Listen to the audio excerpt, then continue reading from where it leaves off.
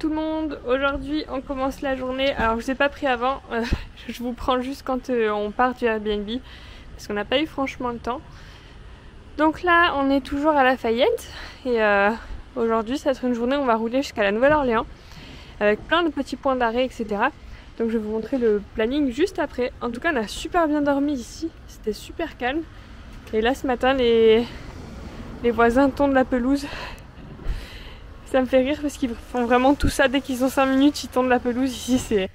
Alors du coup aujourd'hui le programme c'est South Louisiana. J'ai appelé cette journée comme ça. Donc on va passer, enfin là d'abord on va dans une zone commerciale. Après on passera si on a le temps par les petits villages jolis du coin, donc Saint-Martinville ou New Iberia. Après on a prévu de visiter l'usine Tabasco. Parce que Tabasco est fait ici, mais je vous en reparlerai après. C'est sur l'île d'Avery Island, donc c'est pour ça que je l'ai mis. Après on fera peut-être un petit arrêt à Houma ou dans les swamps puisque en fait tout le bas de la Louisiane c'est marécageux, donc peut-être qu'on fera ça. On ira ensuite à la Nouvelle-Orléans où est-ce qu'on mangera ce soir et on passera un petit bout de la soirée. Et ensuite il faudra malheureusement qu'on rentre de Jill. Ça va commencer à être des mauvais moments, mais bref j'y pense pas, on a encore toute la journée. Ouais. Et après on verra, je vous en parle tout à l'heure, mais normalement on va dormir à l'aéroport, donc ça va être fantastique. Mais bref, ne parlons pas d'aéroport pour l'instant, on est là. Allez, je vous filme un petit peu les rues des maisons parce que comme d'hab, on en profite. Oh, regarde, tu promènes ton chien dans les quartiers américains, franchement. Oh, que j'aimerais bien voir leur vie.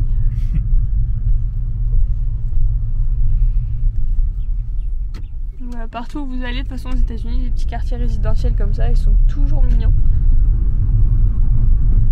C'est toujours bien rangé, bien entretenu, avec de la déco ou des petites balançoires comme là. Ouais, les balançoires, c'est trop bien. Ouais.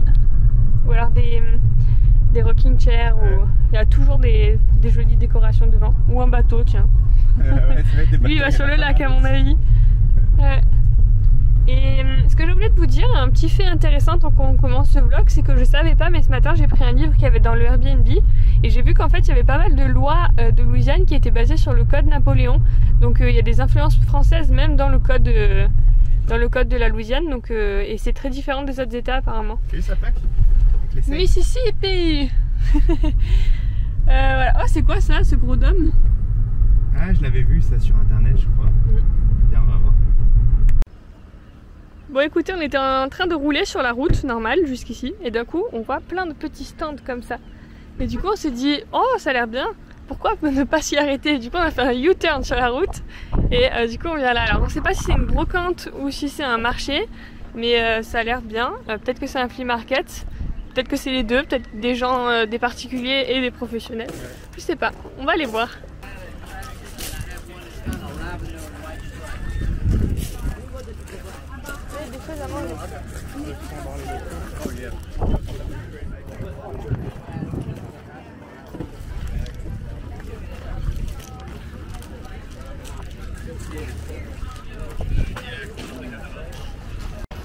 Bacon à l'envers.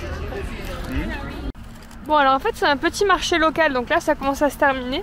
Mais c'est un petit marché local avec des fermiers et puis des producteurs locaux on va dire. Et du coup on a pris des petites crêpes sucre citron. C'est très rare ici d'en trouver aux États-Unis. Ah ouais, parce que c'est une spécialité française et européenne. Et du coup ouais, des crêpes aux US on a voulu tester. On a aussi pris des limonades et il n'y a rien qui est cher ici. Ouais. C'était abordable. Là c'est 3 $ la crêpe et on a payé 3 $ la limonade. Bon après avoir fait un petit arrêt chez Pandora, on fait un arrêt à Home Depot parce que c'est un magasin de bricolage et apparemment ici on peut peut-être trouver des drapeaux. On peut faire du bricolage. Et on veut faire du bricolage exactement. Non, on cherche des drapeaux et du coup comme je vous ai dit, ouais, apparemment ici ce serait probable d'en trouver. Bon, on aura essayé, il n'y a pas de drapeau de Louisiane, il y a des drapeaux américains mais pas de la Louisiane. Et voilà, je vous prends juste 2 minutes, vous voyez c'est un magasin de bricolage avec des tondeuses bien sûr. C'est tout. Les musiques country, on se croirait au Texas. Bon, je vais vite couper avant que YouTube me retire ça. Comme d'hab, quand tu fais l'essence, il y a la télé.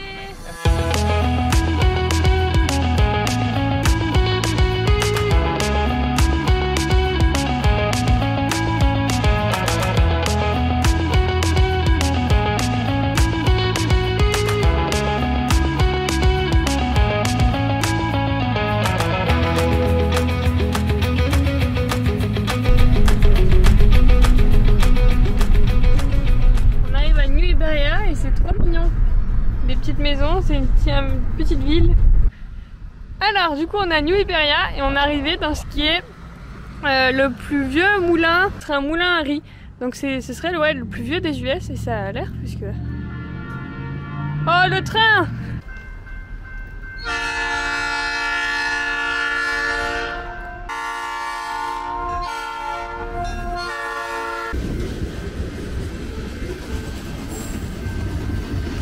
Voilà. Ah, regardez, il y a encore le vieil écriteau Conrad Rice Mill, vous voyez? Voilà. Donc c'est un petit truc sympa si jamais vous êtes sur la route. Il y a un musée et je pense que tu as un visitor center à voir. Alors on est arrivé à l'usine Tabasco du coup. C'est ici que tous les flacons Tabasco du monde sont produits. On va faire un tour, il y a un tour qui est disponible en solo, enfin en auto-tour on va dire, pour visiter un petit peu les coulisses avec les machines etc. Et les plantations aussi il me semble. Donc tout ce que vous avez chez vous, ça vient d'ici, des États-Unis. Alors en fait pour faire la sauce, ils utilisent que 3 ingrédients. Donc des poivrons rouges, du vinaigre et un tout petit peu de sel de Avery Island. Et c'est ce qui produit ce mélange savoureux et distinctif. Donc ils expliquent que le poivron, c'est un poivron qui est naturellement plus fort que les normaux, qu'il est cueilli vraiment quand il a la parfaite couleur rouge. Et après il est immédiatement mixé avec le sel et le vinaigre. Et après ça macère pendant 2 à 3 semaines. Et c'est une fois après qu'ils filtrent cette sauce pour retirer toutes les peaux et les pépins des poivrons. Et après c'est prêt à être empaqueté dans les bouteilles. Pardon, je me suis trompée, je vous ai dit que ça macérait pendant 3 semaines, non, c'est pendant 3 ans et plus. Donc ça met vraiment beaucoup de temps à se faire fabriquer. Et en fait ça macère dans ces gros tonneaux, juste là, en bois, qui sont protégés avec du sel. Donc ouais, c'est vraiment une production qui nécessite du savoir-faire. Et c'est pour ça que ça donne un goût aussi piquant et aussi différent des autres sauces. Et une fois qu'ils ont passé la période de macération, en fait, chaque tonneau va être examiné. Donc ils vont regarder la consistance, la couleur et le niveau de piquant, on va dire. Et c'est une fois que sera passé ce test que la sauce pourra finalement être envoyée ici à l'usine pour être empaquetée. Donc c'est un long processus. Moi je pensais que c'était hyper simple, que c'était juste de la sauce tomate mélangée avec des épices, mais non, pas du tout. Donc ici on nous explique que le succès Tabasco a commencé pendant la Seconde Guerre mondiale, quand le fabricant du Tabasco, enfin le créateur du Tabasco a rejoint l'armée, il en servait à ses collègues et après ils ont fini par écrire Tabasco partout notamment sur leurs avions pour se revendiquer, vu que c'était quelque chose de chez eux, c'était quelque chose vraiment qui les représentait.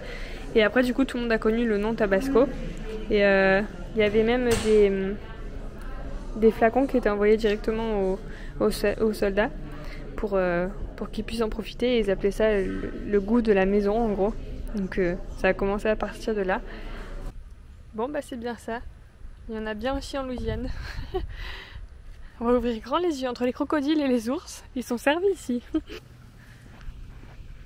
Mais en fait une fois qu'on quitte la partie musée, il y a tout un petit parcours à faire.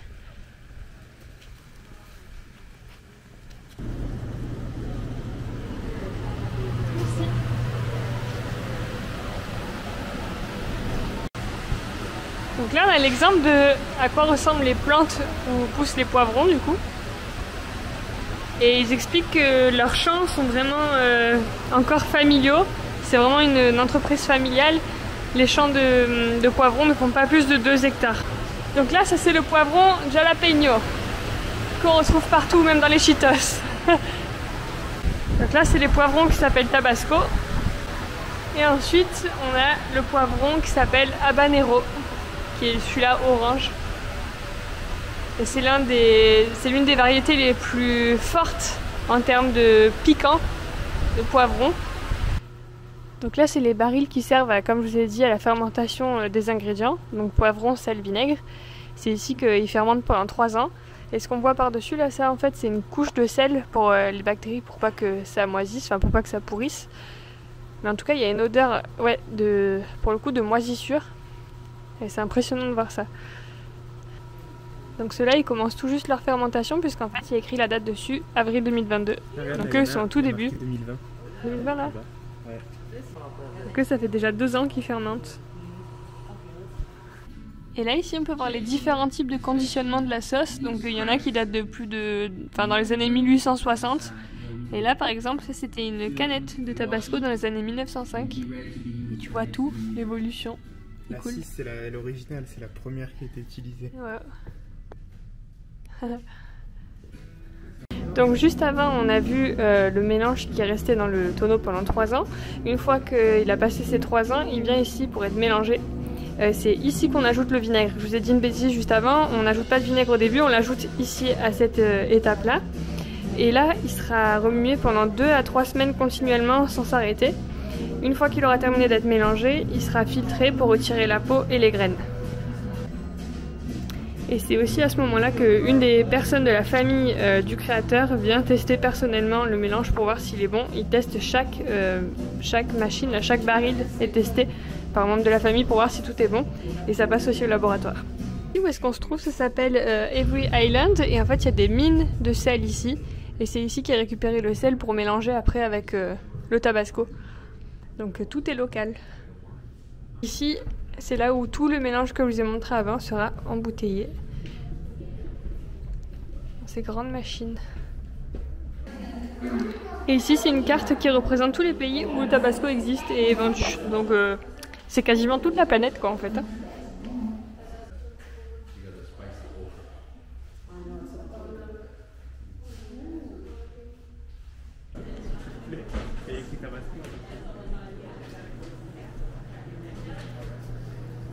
Bon ben on termine l'expérience Tabasco, franchement c'était super. Si vous passez en Louisiane, c'est vraiment un endroit où il faut aller si ça vous intéresse un peu de voir la fabrication. Puis même moi qui suis pas forcément fan de Tabasco, j'ai bien aimé. Donc donc ouais, en plus c'est une visite que tu peux faire tout seul et t'as des parcours qui sont super bien expliqués. Donc ça vaut vraiment le coup, ouais. Franchement là ouais, un top. Par contre ça ferme tôt, là ça ferme à 4 h, donc il faut vraiment bien prévoir vos journées tôt. Ici en général aux États-Unis il y a tout qui ferme tôt. Tous les musées, des magasins spéciaux, etc. À 5 h c'est terminé, donc c'est parti, on reprend la route. Regardez juste tous ces arbres avec la mousse, c'est magnifique. L'arbre de Louisiane, définitivement.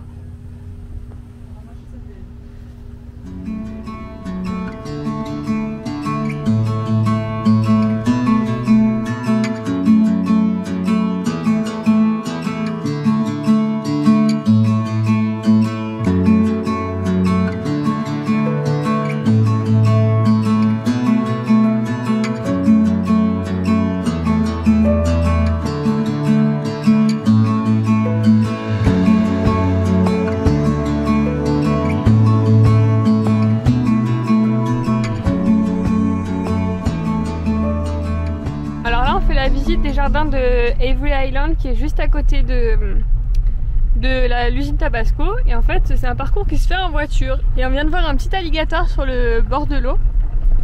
En tout cas c'est super sympa avec tous les beaux arbres. Donc là on arrive à un point qui s'appelle Bird City et ça a l'air d'être complètement, comme son nom l'indique, peuplé d'oiseaux, mais genre il y en a des centaines. Regardez tous les petits points blancs là. C'est l'oiseau de Floride en plus. C'est le Great Egret ou le Snow Egret. C'est des oiseaux qui ont un très long cou. Donc là on est dans la pleine saison de ponte. Voilà, du coup on voit plein de bébés dans les nids. En fait c'est un peu comme la maternité ici. Il y a toutes les mères qui viennent pondre et puis après qui gardent leurs petits.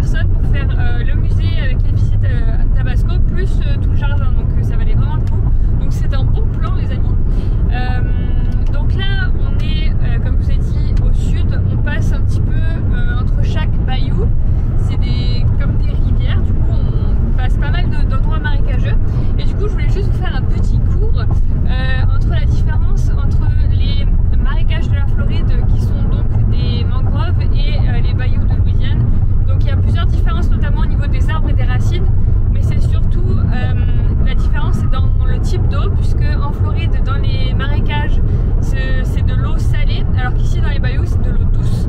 Donc on va pas retrouver la même faune ni le même type de climat. Donc voilà, c'était la petite explication du jour, super intéressante. Merci prof. De rien.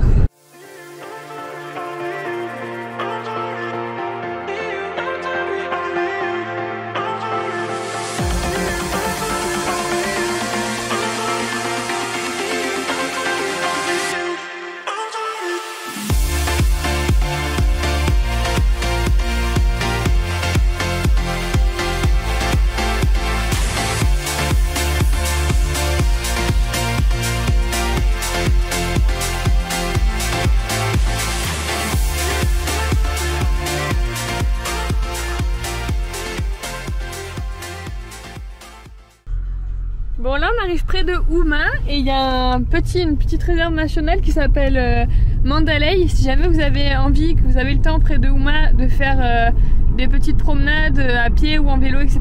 Et ben là il y a une réserve parce que je pense que vous pourrez voir des alligators. Donc voilà, petite adresse. On passe clairement dans un quartier de riches, il y a une fontaine devant la maison, je sais pas si vous arriverez à voir. Dans ma grosse tête c'est vraie personne. Regardez la fontaine devant la maison. Ah, waouh, on dirait vraiment les maisons des Sims, ça. Je le dis tout le temps, mais vraiment. Excuse-nous, de garage. Waouh. Non mais Houma, c'est beaucoup plus développé que ce que je pensais. Quand je regardais sur internet, j'avais l'impression que c'était une petite bourgade village, mais en fait non, c'est une petite ville. On s'est arrêté dans une station essence pour aller chercher l'apéro parce que c'est l'heure et qu'on n'a plus rien. Donc du coup je voulais juste vous dire que dans les magasins comme Walmart et tout, on trouve rien en petit format, c'est toujours des gros formats familiaux, etc. Et dans les stations essence j'apprécie parce qu'il y a vraiment que des petits formats. Donc par exemple là c'est un petit format à 99 cents, c'est suffisant pour une ou deux personnes, donc c'est cool. Donc voilà, on est prêt à reprendre la route, on part de Houma. Alors apparemment il y a plein de choses à faire à Houma. Il y a plusieurs personnes qui disent qu'il faut s'arrêter ici notamment pour aller au resto et tout parce qu'il y a pas mal de traditions cajun. Nous bien sûr on trace à la Nouvelle-Orléans. Mais voilà, pour votre trip peut-être vous renseigner sur Houma et Thibodaux, etc. Bref, c'est reparti. On arrive dans une zone où il y a pas mal de bâtiments et de maisons qui ont été arrachées, donc je suppose fortement par les ouragans puisqu'on est au sud de la Nouvelle-Orléans. Voilà, ce genre de choses. Et on a vu des maisons complètement détruites aussi. Donc je vous mettrai quelques petits plans si jamais j'en vois d'autres, puisque c'est quand même assez impressionnant.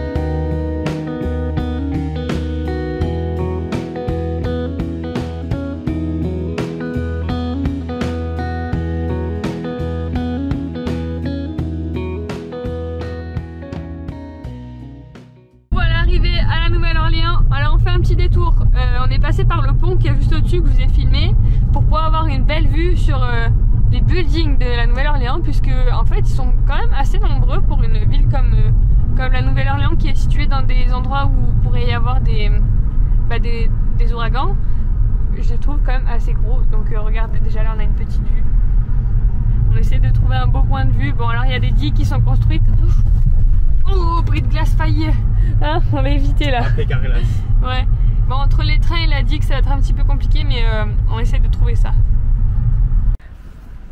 Bon, c'est bon, on a trouvé, regardez. Là, en fait, il y a une digue, mais il y a des bancs dessus. Donc, du coup, on va pouvoir découvrir. Waouh! Cool! Magnifique! Trop bien! Trop contente d'avoir traversé. Vous voyez, il y a pas mal de gratte-ciel quand même à la Nouvelle-Orléans. Mine de rien. Il y a de la police partout, des hélicoptères, des gens qui étaient sur le bord. Je sais pas trop. Hi!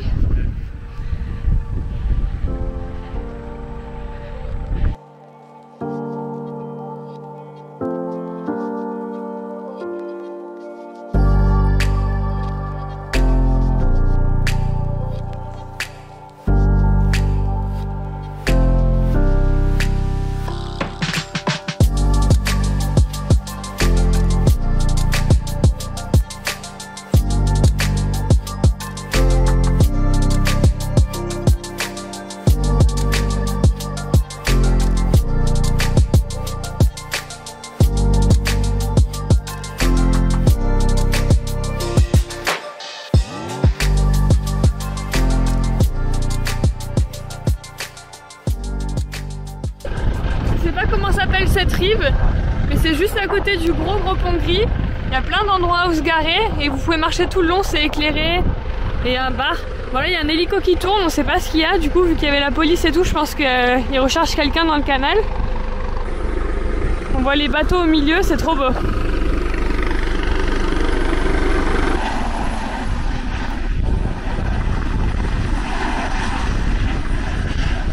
Ouh, c'est pas très rassurant tout ça. La vue avec le drapeau là, c'est splendide.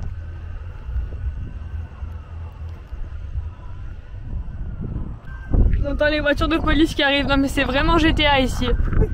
C'est incroyable. Ça fait les mêmes effets qu'à Los Angeles. La Nouvelle-Orléans, c'est... Ça va arriver là, je pense.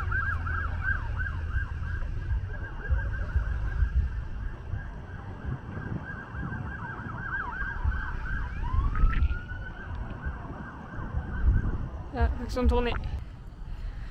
Allez, on va rejoindre le centre, le quartier français de la Nouvelle-Orléans pour essayer de trouver un resto ou manger cajun.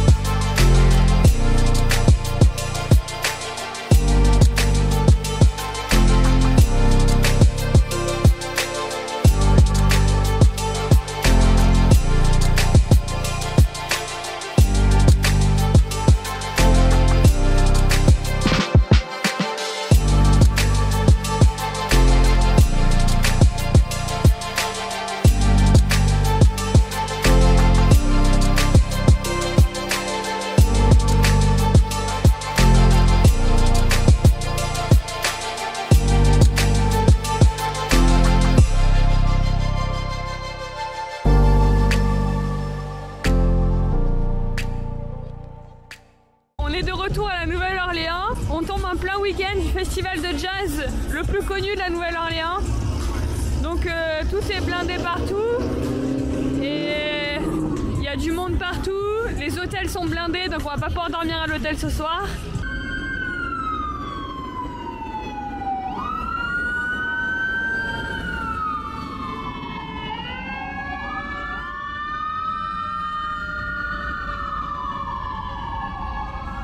C'est beau ce son. Bon, clairement, il y a beaucoup plus d'ambiance que quand on était là mardi soir. Regardez ce qui arrive.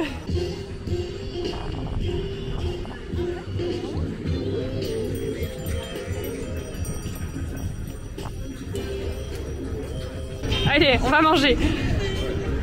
Bon, on a trouvé un petit resto, c'est un petit bar de sport encore, qui est trop joli. Et là on a commandé les cocktails, on a commandé des cocktails vraiment spéciaux. Donc moi j'ai pris le Bloody Mary, ici c'est un must en Louisiane. Donc c'est de la vodka avec un mix Bloody Mary qui est fait avec du rhum créole. Et Lucas il a pris le Vaudou, il est là. Donc celui-là aussi c'est un cocktail d'ici. Donc là c'est fait avec de l'ananas, du citron, de la mangue, de la limonade rose. Et dedans, ils disent pas mais honnêtement il y a des épices. Voire même de la tomate. Ça sent super fort. Ouais. Ça sent super fort, ouais. Et ou même des poivrons, du piment, quelque chose comme ça. Voilà, moi c'est comme ça. Donc voilà. À la Nouvelle-Orléans. Chine. Ouais. Devinez ce que j'ai pris. Tous les jours dans les vlogs c'est toujours pareil. Red beans and rice. Mais en fait c'est tellement bon que j'ai tellement envie d'en profiter. Et Lucas il a pris des gumbo. Donc il y en a un qui est seafood, fruits de mer, et un qui est au poulet. Donc voilà, c'est des spécialités d'ici. On profite une dernière fois de ces spécialités. Et je suis désolée, du coup ça fait pas trop de différentes choses à vous montrer, mais franchement c'est tellement bon que...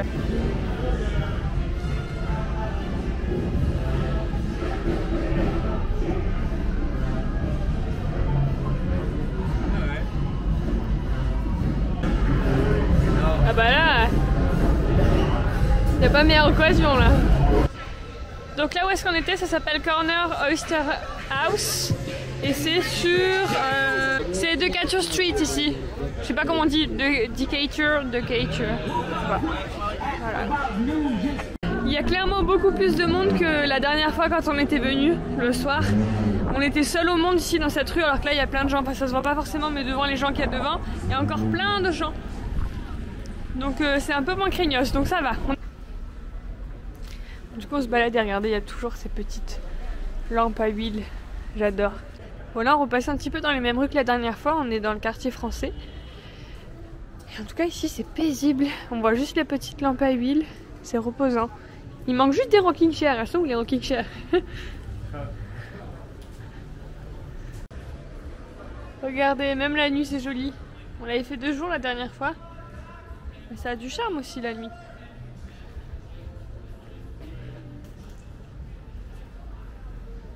Oh, il y a un gros truc là-bas, regarde. Ah, waouh! La lumière. La lumière. Viens, on va voir. Voilà! C'est Las Vegas ici.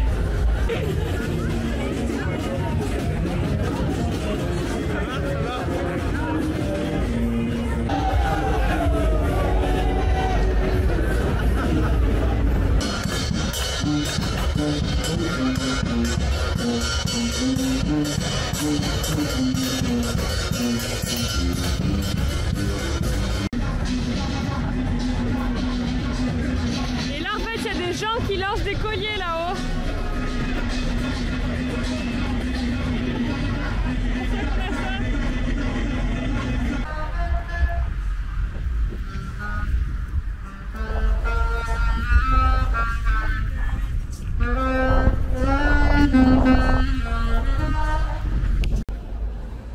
Bon, le revers de tout ça, c'est ça. Ok, même le bus scolaire s'y est mis. Oh my gosh. Bye bye Nola. Tu aurais été aussi belle que surprenante. Très surprenante. Extrêmement surprenante. On est censé rendre la voiture, enfin on est censé avoir rendu la voiture il y a 20 minutes. Mais là on n'est pas encore parti, on part tout juste. Donc j'espère que ça va aller. La société ferme à minuit, donc j'espère que ça va aller. Bref, comme vous l'aurez compris, on se dirige vers le car return, donc on va ramener la voiture comme vous l'aurez compris. Donc ça veut dire qu'on va ni à l'hôtel, ni je sais pas où, on va faire une expérience. Ce soir on campe à l'aéroport. Camping. Est-ce qu'on se souvient du dernier camping qu'on a fait aux États-Unis? Oui, bah c'était 2 heures. Camping à l'aéroport, c'est une grande première. Alors je sais qu'il y a pas mal de voyageurs qui font ça. Bon là c'est pour quelques heures, donc clairement ça va pas être très embêtant, on va être fatigué mais au moins on dormira bien dans l'avion. Édition spéciale aujourd'hui. Vous avez devant vous un cadavre qui vit encore, donc ce n'est pas vraiment un cadavre. Nous sommes aujourd'hui à la Nouvelle-Orléans, dans la rue de Bourbon, aux États-Unis. Aux États-Unis, juste derrière la voiture de police. Le mec s'est quand même pris la moto et est tombé ensuite.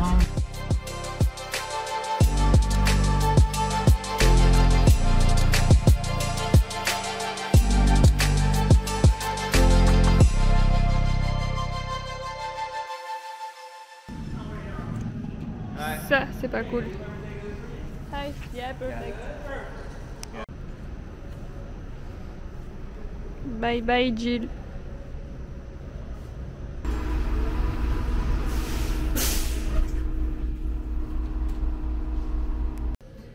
Alors attention, je crois que vous n'êtes pas prêts pour le room tour ce soir. La chambre est immense. Tadam!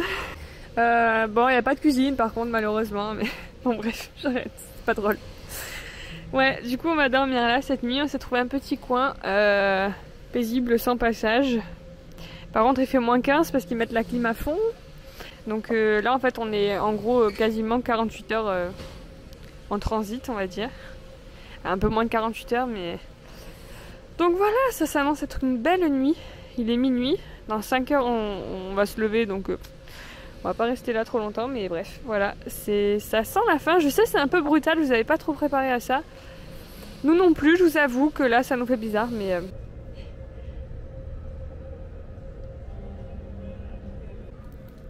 Bon, l'avantage que c'est de passer la nuit ici, c'est de découvrir l'aéroport dans la nuit, quand il n'y a plus personne. C'est complètement vide.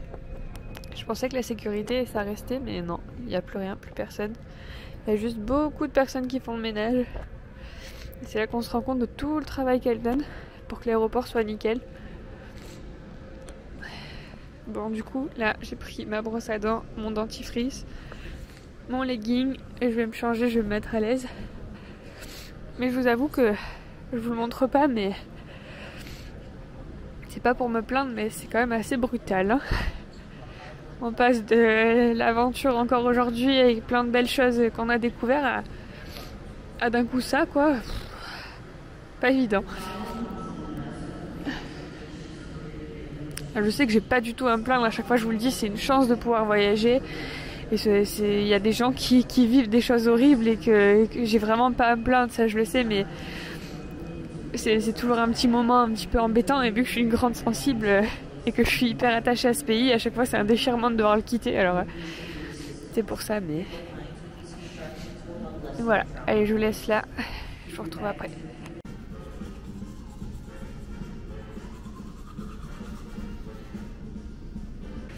Et j'adore le sol ici à New Orleans, à l'aéroport, il brille de mille feux. Et du coup, ce que je vous ai pas expliqué, c'est que on dort ici, je vous ai même pas expliqué pourquoi, parce qu'en fait demain notre avion est à 7h10, donc il faut qu'on soit ici vers 5h. Et alors au début on voulait dormir dans une petite chambre d'hôtel, un petit motel pour pas cher, sauf que là vu que c'est le week-end du festival de jazz à la Nouvelle-Orléans, tous les hôtels sont à minimum 200 € la nuit, minimum. Genre là autour de l'hôtel, autour de l'aéroport il y avait plus du tout de dispo. Je crois que c'était 250 ou 300 €. Donc on s'est dit pour dormir 5 heures, clairement c'est pas la peine. Donc du coup on dort là. Et notre avion à 7h10 nous amènera à Fort Lauderdale en Floride. Et du coup on retourne en Floride. Et depuis Fort Lauderdale on va devoir prendre un bus qui nous amènera à Miami. Et donc retour au point de départ. Et à Miami on partira que à 16h10 il me semble. Donc en fait là il est minuit, on est samedi soir. Et on part que demain à 16h10, demain dimanche. Donc c'est grave embêtant de devoir attendre toute la nuit ici alors qu'on part que vers dans la milieu d'après-midi demain, quoi. Mais pas le choix, en venant de la Nouvelle-Orléans c'était difficile d'avoir d'autres avions. On a pris Southwest, c'était moins cher, et les horaires sont souvent tard le soir ou très tôt le matin. Donc voilà. Et après du coup depuis Miami on rejoindra Lisbonne. Mais ça je vous l'expliquerai dans le vlog de demain. Et de Lisbonne on rejoindra Nice, et à Nice après on aura encore 1h30, 2 heures de bus pour rejoindre notre petite maison dans la province. Et on arrive que lundi, donc là on est samedi, et en fait dans nos têtes on arrive que lundi à 17h à la maison. Donc c'est une grosse aventure. Mais tout ça encore une fois je vous en parlerai demain dans le prochain vlog. Bon, je passe devant le tableau des destinations et clairement il y a tout ce que je rêve. Donc nous on va prendre celui-là qui est en haut, Fort Lauderdale, Southwest. Mais regardez, la maison, Miami, New York. Bon, Orlando, on retourne à Disney. Donc Philadelphie, San Francisco, Tampa. Qu'est-ce que j'ai vu encore? Oui, bah le meilleur, je pense que c'est l'endroit où j'ai le plus envie d'aller en ce moment. Vegas. Et Washington aussi, bien sûr. Franchement, non, c'est bien Lisbonne, mais s'il vous plaît, il y a d'autres trucs encore trop cool à voir. Voilà. Bon, sur ce, je pense que je vais vous laisser là. Je vais aller me coucher avec cette belle tête. J'espère que ce vlog vous aura plu, que ces dernières aventures, parce que là je vais continuer à vous prendre dans le prochain vlog, mais ce sera un vlog retour clairement, donc il y aura des avions, il y aura un petit peu de la Floride, puisque entre Fort Lauderdale et Miami on va avoir un peu des paysages. Mais voilà, j'espère que ce vlog vous aura plu. Dites-moi ce que vous avez préféré dans la journée. C'était pas une grosse journée, mais l'usine Tabasco était vraiment cool. Et bon, c'est un vlog qui sent le retour, mais bon. Et ben sur ce, je vous dis bonne nuit. Je vous reprends demain, donc dans le prochain vlog, pour vous parler de cette nuit, qui va être fantastique, bien sûr. Hein? Regardez, il est prêt lui. J'ai la choule. Donc merci d'avoir suivi ce vlog et puis on se retrouve dans la prochaine vidéo en espérant que tout ne soit pas trop triste d'ici là. Bisous les gens, à demain pour le vlog retour. Oh, j'ai pas envie. Bisous. Non mais regardez-moi ce luxe que je me suis créé. Ma petite chambre, regardez. Bon ça c'est un bled que j'ai pris dans l'avion de la table l'autre jour, c'est pas bien, à ne pas reproduire, ok?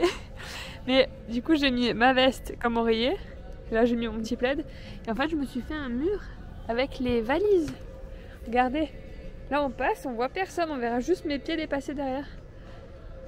Voilà, camping de luxe. Moi je pense que là on est plutôt pas mal.